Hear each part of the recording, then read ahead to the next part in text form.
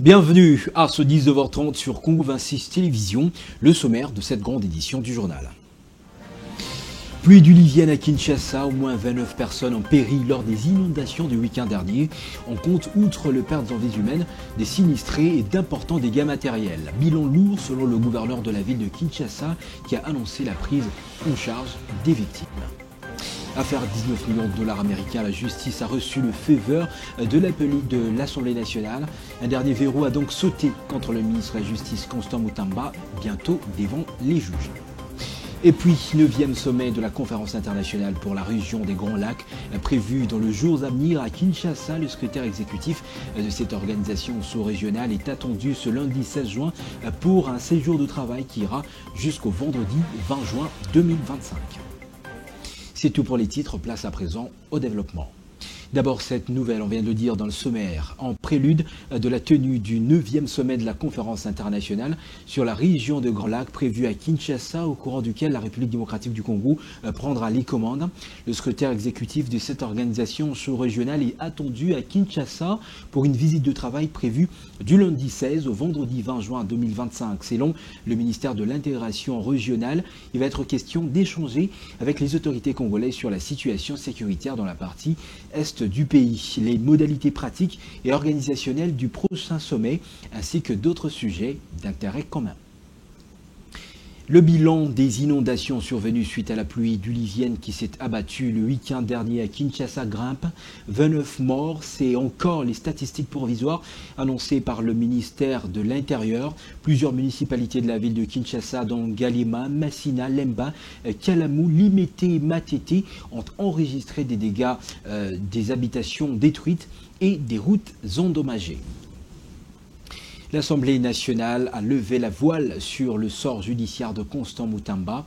Sur les 363 députés présents, 222 ont voté en faveur de l'autorisation de poursuite contre le ministre de la Justice et garde des Sceaux, conformément à la loi. Sa démission est désormais attendue pour lui permettre d'assurer sa défense devant la justice.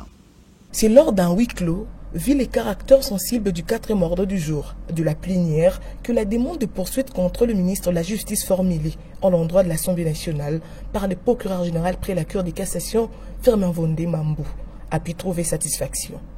Malgré l'agrémentation des tenants de la thèse des 2 poids 2 mesures, référence faite auquel Nicolas Kazadi, dont les réquisitoires du même magistrat a été rejeté, l'essor de celui que les intimes appelaient les crocos de Lubao était scellé depuis la commission spéciale. Constant Mutamba sera peut-être d'ici un de ces 4 matins derrière le barreau pour détournement des fonds publics. Sur les 368 députés présents lors de la plénière fatidique, au moins 322 ont voté pour des poursuites judiciaires contre le jeune ministre qui quitte d'ici peu le gouvernement souminois. Poursuite contre Constant Mutamba, les choses vont plus vite au niveau de la justice. Firmin Vondé, le procureur général près la Cour de cassation, vient de frapper d'interdiction de sortie du territoire congolais Constant Mutamba Tungunga.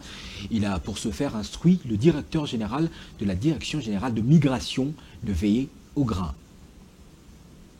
Le procureur général près la Cour de cassation, Firmin Vondé, annonce la traque de plusieurs prisonniers libérés par le ministre Constant Mutamba. À travers une correspondance, il a instruit les procureurs généraux près les cours d'appel pour que les recherches actives soient menées. Dans sa correspondance adressée au procureur général près la Cour d'appel du pays, le procureur général près la Cour de cassation, Firmin Vondé, révèle que de nouvelles informations alarmantes lui parviennent, faisant état de la circulation en hommes et femmes libres de nombreux détenus, condamnés et détenus préventifs, censés se retrouver dans différentes prisons du pays et plus particulièrement en provenance du centre pénitentiaire et de rééducation de Kinshasa, CPRK en sigle. Selon lui, la plupart de ces incriminés sont poursuivis pour des faits infractionnels graves, meurtre, torture corporelle, atteinte à la sécurité de l'État, vol à main armée, Koulouna. Il instruit instamment les hauts magistrats d'intensifier les recherches de ces hors-la-loi que vous replacerez sous les liens de la détention pour évasion pour avoir quitté les lieux carcéraux en dehors de tout critère légal. Un rapport ponctuel de cas traités est attendu. 12e conférence de gouverneurs de province a été clôturée le vendredi dernier à Kolwezi, un moment fort d'interaction entre différents exécutifs provinciaux pour une gestion améliorée et des résultats à impact réel pour les populations. Suivez quelques gouverneurs à l'issue des travaux. Il faut d'abord que la paix revienne. Voilà pourquoi j'insiste pour que le président de la République, Félix Antoine Tshisekedi Tshilombo, qui a initié un processus de paix au niveau sous-régional et international, va signer un gombangu na oyo agressé biso président Rwanda Paul Kagame, va signer convention pour population na biso à Sud Kivu ya Est en général, na population en Rwanda na sous-région va vivre normalement des choses qu'il faut vivre avant. Aujourd'hui, le thème a été bien trouvé. Nous avons vu défiler par devant nous nombreux panélistes qui ont défendu certains panels et nous étions ragaillardis par tout cela. Et on pense qu'avec les travaux qui ont été faits en commission, les recommandations assorties, cela nous permettra de bien implémenter cette vision qui nous a été donnée aujourd'hui. Le président de la République tient absolument à ce que l'accès aux soins médicaux devienne une affaire pour tous, que ce ne soit plus un privilège, mais un droit pour tous les Congolais. Et aussi, cette conférence a insisté sur la stabilité des institutions provinciales et le président de la République y tient parce que, il faut le dire, le contexte de guerre injuste que nous impose le Rwanda et ses supplétifs actuellement mérite l'unité de tous les fils et filles de la RDC. Nous ne pouvons pas seulement parler de la guerre à l'Est, la guerre d'agression injustement nous imposée par nos ennemis, par le Rwanda. Aujourd'hui, nous devons savoir que la santé aussi, c'est une guerre qui ne dit pas son nom. Ça ravage des vies, ça ravage nos enfants, nos familles et surtout le VIH-Sida qui est le maître mot, le haut niveau des enfants et autres. Donc n'oublions pas que la santé est une autre forme de la guerre. Infrastructure routière à Kinshasa, les ponts Makelele reliant les municipalités Kintambo et Bandalungwa subissent des menaces qui pourraient, si rien n'est fait, causer son effondrement. Selon des témoins, le manque de curage et d'une bonne canalisation des eaux de pluie sont les principales causes de cette situation. Les détails dans ce reportage signé Trésor Kanye-Tambi et Célestin Kalombo-Kabea. Habitation de Fortine à proximité. Lacs artificiels visibles, mauvaise canalisation des eaux sous les ponts Makelele. Sous les ponts pendant que la chaussée fait cruellement face à des embouteillages monstres. Ces bijoux de tous les temps perdent de plus en plus des centimètres pour non prise en charge correcte. Ce, malgré la déviation des eaux sur la rivière Makelele et des travaux entrepris il y a quelques mois. Vivra vraiment des souffrances dans le Cambouetali Maï. Nous vivons la souffrance avec la présence de ces eaux. Ces travaux ont été confiés à une entreprise privée, mais rien n'a marché. Cependant, les entreprises chinoises, commises à l'approvisionnement à l'eau potable, ont également bouché de caniveaux.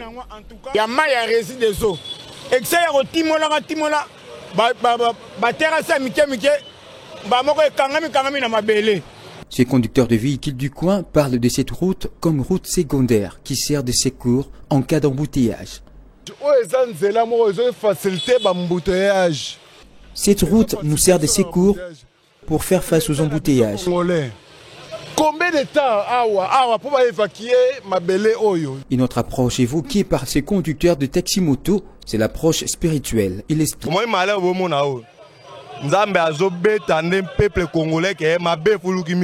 Ces malheurs est une frappe divine sur le peuple congolais. Les autorités doivent s'y remettre à Dieu.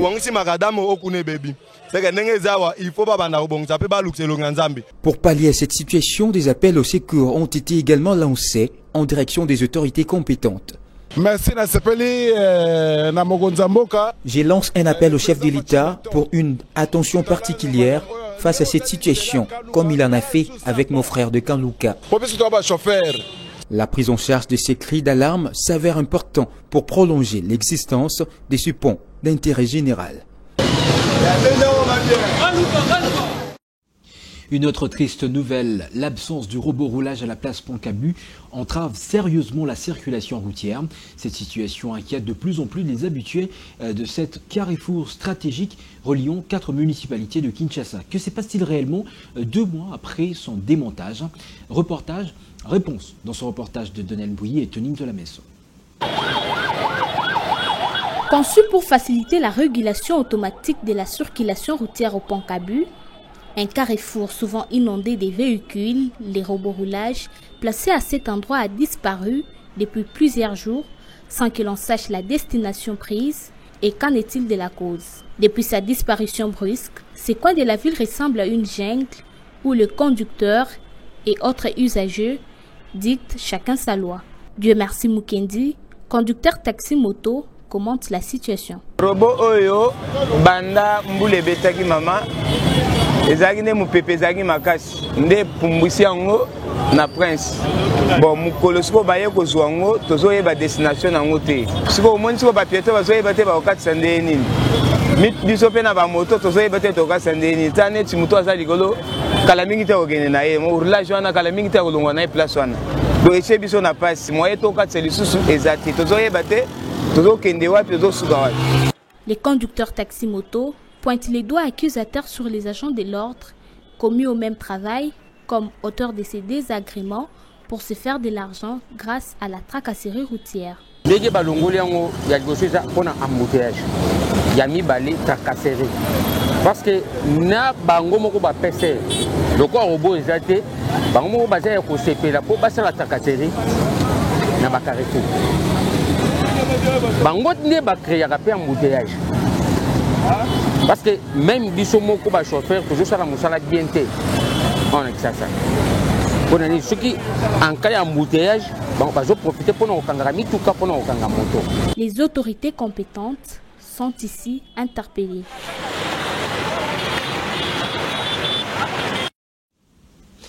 L'Afrique sans voix et les contradictions du droit international, failles et impuissance de l'ONU sont les prémices littéraires du maître Dieudonné Kabongo Yamba Yamba. Le vernissage de ces 2 ouvrages répondant aux questions de la diplomatie africaine et internationale dans un contexte crucial du monde a eu lieu le week-end dernier au centre culturel Maïcha Park à Kinshasa, Gambé. C'est un reportage signé Ebenezer Bwangao et Namoyo. Professeur d'université, responsable d'église, gestionnaire de la chose publique, homme d'État et autres invités, tous ont répondu présents à l'invitation leur adressée en vue de découvrir les contenus de ces 2 ouvrages, L'Afrique sans voix et les contradictions du droit international failli en puissance de l'ONU, des joyaux lancés dans le monde de la connaissance du droit international, touche particulière de maître Dieudonné Kabongo Yamba Yamba, avocat au barreau des Kwilu et écrivain. Maître Kabongo n'a pas changé de costume. Il est resté ce chercheur-là que j'avais connu. Après un bref témoignage de l'écrivain, ces 2 ouvrages ont été portés sur le fond baptissimo. L'Afrique sans voix comprend 15 chapitres, 64 pages, révélant l'inefficacité de l'Union africaine considérée comme un centre d'intérêt de grande puissance, créant une perte de cerveau en Afrique alors que l'Union européenne, elle, reste une organisation d'intégration. Une Union africaine qui reste dans la signature des cas dans l'ombre sans une vraie voix pour défendre les intérêts des siens. Face à la réalité, l'auteur propose une culture de la démocratie pluraliste. Comme particularité en ce qui concerne l'Afrique sans voix, là j'ai parlé spécifiquement de l'Union africaine par rapport à l'Union européenne. Okay? Comment l'Union européenne est efficace tandis que l'Union africaine est affaiblie. Et puis, les contradictions du droit international, failles en puissance de l'ONU, un ouvrage de 107 pages dans lequel Maître Dieudonné Kabongo démontre les limites des Nations Unies et en propose une restructuration formelle dans un contexte aussi crucial alors que plusieurs pays s'attendent à des solutions.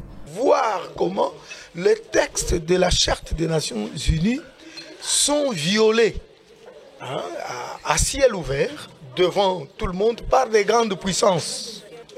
vous trouverez par exemple aujourd'hui là ce qui se passe entre Israël et Iran. Ok? Ce sont des violations graves. Le contenu exposé de ces deux livres a fait appel à l'interaction écrivain-public pour plus de maîtrise sur les questions évoquées. L'Afrique sans voix et les contradictions du droit international, failles et impuissance de l'ONU sont les prémices littéraires Dieudonné Kinjor Kabongo Yamba Yamba et restent une recette favorable aux questions de l'heure pour des nations conscientes. Sport football pour finir, c'est désormais officiel. La rencontre tant attendue entre le Real Madrid et Al Hilal verra un arbitre africain au centre du terrain. Le Congolais Jean-Jacques Ndala a été désigné pour officier cette affiche prévue ce mercredi 18 juin 2025 à 20h au Hard Rock Stadium. La Confédération a confirmé la désignation de Jean-Jacques Ndala, arbitre international congolais, pour diriger cette première confrontation très attendue. Réputé pour sa rigueur et son expérience sur la scène continentale, Jean-Jacques Ndala est l'un des arbitres africains les plus respectés. Il a déjà officié plusieurs compétitions telles que la Coupe d'Afrique des Nations, les qualifications à la Coupe du Monde et la Ligue des champions de la Confédération africaine de football. Ainsi s'achève cette grande édition d'information. Je vous rappelle ses principaux titres.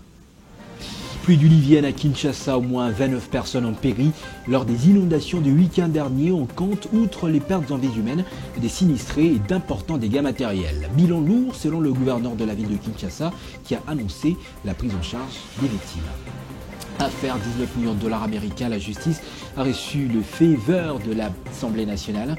Un dernier verrou a donc sauté contre le ministre de la Justice garde de Sceaux, Constant Moutamba, bientôt devant ses juges.